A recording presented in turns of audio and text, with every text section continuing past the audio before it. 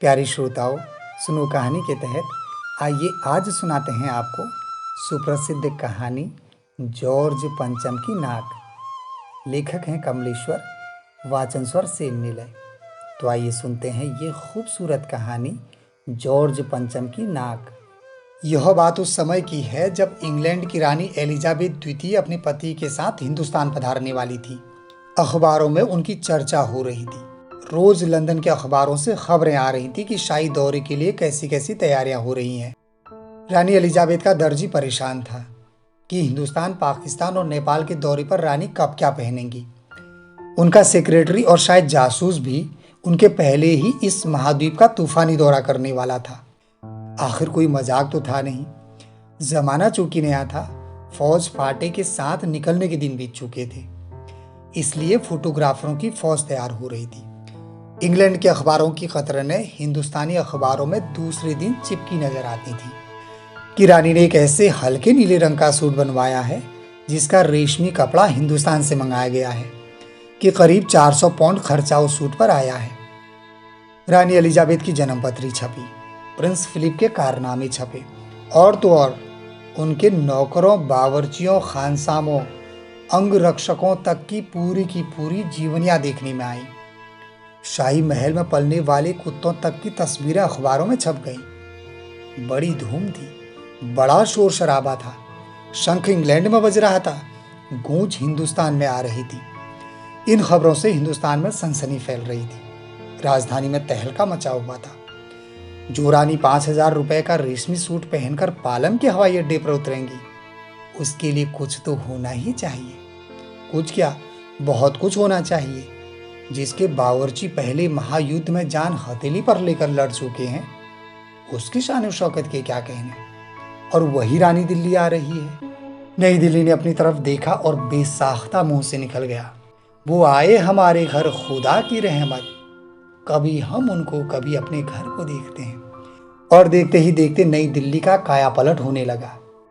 और करिश्मा यह था कि किसी ने किसी से नहीं कहा, किसी ने किसी को नहीं देखा, पर सड़कें जवान हो गई, इमारतों ने नाजनीनों की तरह श्रृंगार कर लिया। लेकिन एक बड़ी मुश्किल पेश थी, वह थी जॉर्ज पंचम की नाक। नई दिल्ली में सब कुछ था, सब कुछ होता जा रहा था, सब कुछ हो जाने की उम्मीद थी, पर जॉर्ज पंचम की नाक बड़ी मुसीबत थी। अब नई दिल्ली में सब था, सिर्फ नाक नहीं थी। इस नाक की भी एक लंबी दास्तान है।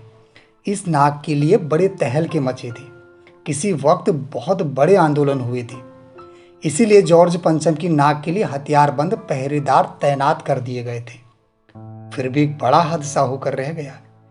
इंडिया गेट के सामने वाली जॉर्ज पंचम की मूर्ति की नाक एकाएक गायब हो गई। हथियारबंद पहरेदार अपनी जगह तैनात रहे थे, गश्त लगती रही थी, और मूर्ति की नाक चली गई। अब रानी आए और नाक न हो।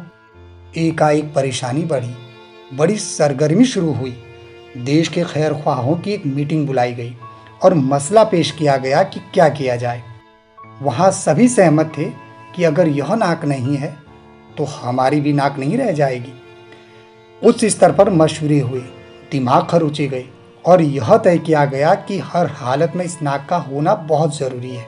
और यह तय होते ही एक मूर्तिकार को हुक्म दिया गया कि वह फौरन दिल्ली हाजिर हो। वह हाजिर हुआ। उसे बताया गया कि जॉर्ज पंचम की नाक लगानी है। मूर्तिकार गरीब और पैसों से लाचार था। उसने जवाब दिया, नाक लग जाएगी सर, पर मुझे यह मालूम होना चाहिए कि यह मूर्ति कब और कहाँ बनी थी। इस मूर्ति के लिए पत्थर कहाँ से लाया गया था। सभी हुकामों ने एक दूसरे की तरफ ताका।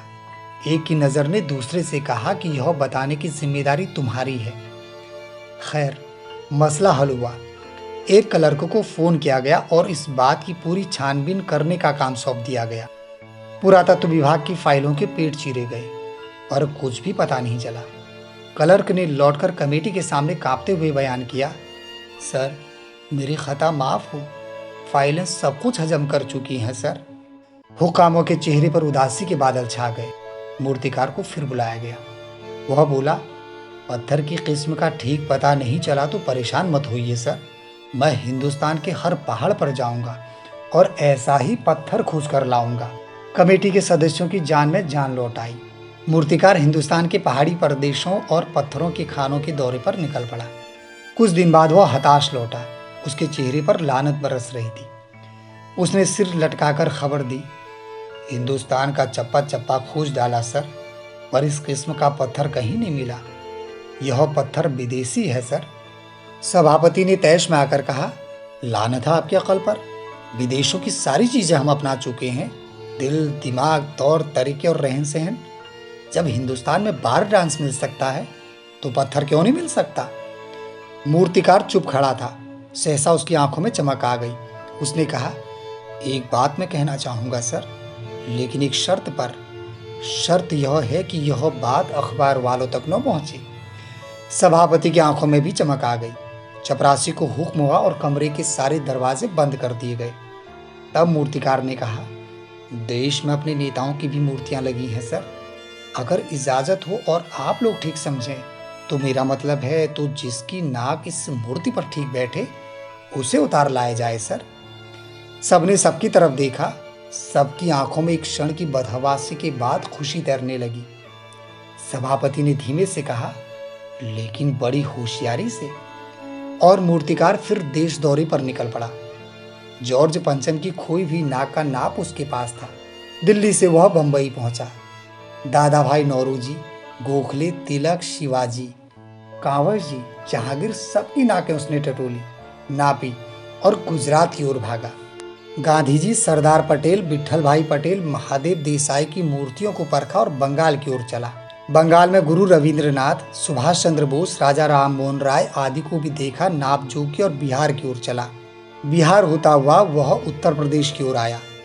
उत्तर प्रदेश में चंद्रशेखर आजाद, बिस्मिल, मोतीलाल नेहरू, मदन मोहन मालवीय की मूर्तियों के पास गया। घबराहट में वह मद्रास भी पहुंचा। सत्यमूर्ति को भी देखा और मैसूर, केरल आदि सभी प्रदेशों का दौरा करता हुआ पंजाब पहुंचा। पंजाब में उसने लाला लाजपत राय और भगत सिंह की मूर्तियों को भी देखा, नापजोख की और फिर आखिरकार दिल्ली पहुंचा। और दिल्ली पहुंचकर उसने अपनी मुश्किल बयान की। सब मूर्तियां देख आया हूं सर, सबकी नाकों का नाप ले आया हूं सर, पर जॉर्ज पंचम की इस नाक से सब बड़ी निकली। सुनकर सब हताश हो गए और झुंझलाने लगे। मूर्तिकार ने ढांढस बधाते हुए आगे कहा, सुना है सर, बिहार सेक्रेटेरिएट के सामने सन 42 में शहीद होने वाले बच्चों की मूर्तियां स्थापित हैं। शायद बच्चों की नाक ही पीट बैठ जाए। यह सोचकर वह पुनः बिहार गया, पर उन बच्चों की नाक भी इससे कहीं बड़ी निकली। वह वापस लौटकर बोला, अब बताइए सर, मैं क्या करूं। राजधानी में सब तैयारियां थी।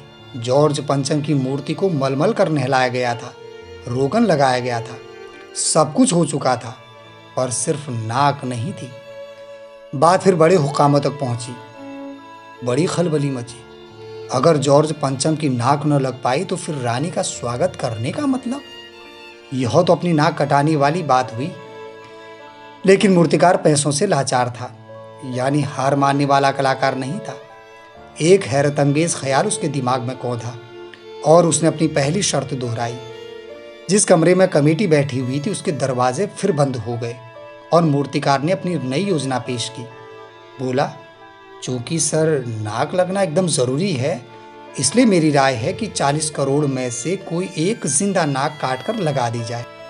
बात के साथ ही सन्नाटा छा गया। कुछ मिनटों की खामोशी के बाद सभापति ने सबकी तरफ देखा। सबको परेशान देखकर मूर्तिकार कुछ अचकचाया और धीरे से बोला, आप लोग क्यों घबराते हैं सर? यह काम मेरे ऊपर छोड़ दीजिए। नाक चुनना मेरा काम है, आपकी सिर्फ इजाजत चाहिए। हल्की कानाफूसी हुई और मूर्तिकार को इजाजत दे दी गई। फिर अखबारों में सिर्फ इतना छपा कि नाक का मसला हल हो गया है और राजपथ पर इंडिया गेट के पास वाली जॉर्ज पंचम की मूर्ति की नाक लग रही है। नाक लगने से पहले फिर हथियारबंद पहरेदारों की तैनाती हुई। मूर्ति के आसपास का तालाब सुखाकर साफ किया गया, उसकी रवाब निकाली गई और ताजा पानी डाला गया ताकि जो जिंदा नाक लगाई जाने वाली है वह सूखने न पाए। इस बात की खबर जनता को नहीं थी। यह सब तैयारियां भीतर ही भीतर चल रही थी। रानी के आने का दिन नजदीक आता जा रहा था। मूर्तिकार खुद अपने बताए हल से परेशान था। जिंदा नाक लाने के लिए उसने कमेटी वालों से कुछ और मदद मांगी। वह उसे दे दी गई, लेकिन इस हिदायत के साथ कि एक खास दिन हर हालत में नाक लग जानी चाहिए। और वह दिन आ गया। जॉर्ज पंचम की नाक लग गई। सब अखबारों ने खबर छापी कि जॉर्ज पंचम की मूर्ति को जिंदा नाक लगाई गई है, यानी ऐसी नाक जो कतई पत्थर की नहीं लगती। लेकिन उस दिन के अखबारों में एक बात गौर करने की थी कि उस दिन देश में कहीं भी किसी भी कोने में कोई उद्घाटन की खबर नहीं थी। उम्मीद है ये कहानी आप सभी को पसंद आई होगी।